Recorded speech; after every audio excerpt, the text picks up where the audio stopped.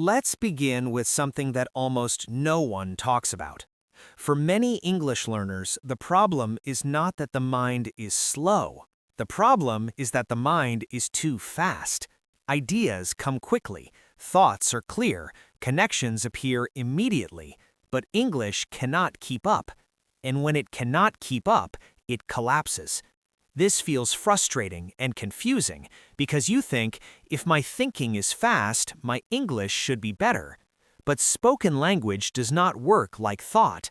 Thought is instant, speech is physical, and when speed mismatches appear, breakdowns happen. Now let's slow this down carefully. Your mind can jump from idea to idea without form. It does not need structure, it does not need sound, it does not need timing. Speech needs all three: structure, sound, timing. When your mind moves faster than your speech system, you experience pressure, not emotional pressure, but temporal pressure. Your ideas outrun your voice. Now listen closely.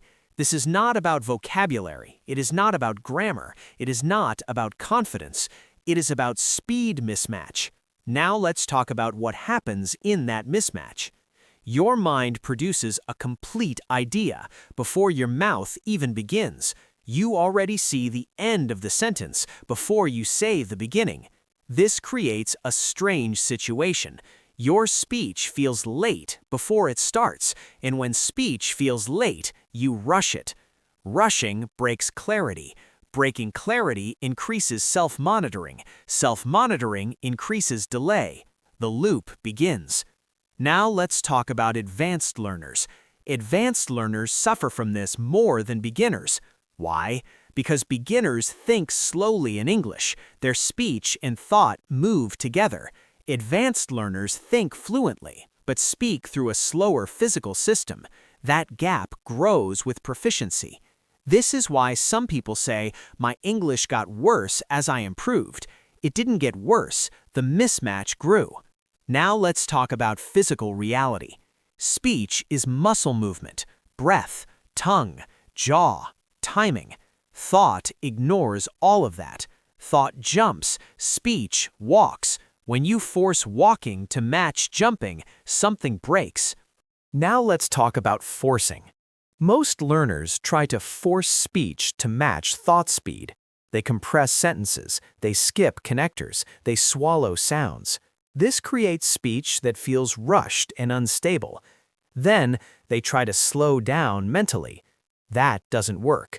You cannot slow thought by force. You can only anchor speech. Now let's talk about anchoring. Anchoring means allowing speech to set the pace, not thought. Fluent speakers let their voice lead. Learners let their mind lead. This difference changes everything. Now let's talk about silence again. Silence feels dangerous when your mind is fast, because silence gives your mind space to run even faster. More ideas, more options, more pressure. So learners try to fill silence quickly, but speed without structure collapses. Now let's talk about structure. Structure is not grammar. Structure is sequence. One idea, then the next, then the next. Thought does not need sequence. Speech does. Now let's talk about impatience. Fast thinkers are impatient with slow output. They feel frustrated with pauses. They hate restarting. They dislike repetition. But repetition is how speech stabilizes. Fast thinkers want novelty. Speech wants familiarity. This conflict causes breakdown. Now let's talk about shadowing again, from a new angle. Shadowing slows thought, not speech. When you shadow, you cannot jump ahead. You must stay with the sound. This forces alignment. Mind speed adapts to voice speed. That alignment reduces pressure. Now let's talk about alignment. Alignment is not calm. It's synchronization. When mind and voice move together, English feels easy. When they separate, English collapses. Now let's talk about why thinking in English is not enough. Thinking in English is still thinking. It is not speaking. Many learners think, I think in English, so why can't I speak? Because thinking has no timing cost. Speaking does. Now let's talk about the illusion of readiness again. Fast thinkers feel ready immediately, but readiness without pacing is dangerous. Speech needs pacing more than readiness. Now let's talk about pacing. Pacing is accepting that speech is slower than thought. Once you accept that, pressure drops. You stop trying to say everything. You choose one thing. This is not limitation, this is control.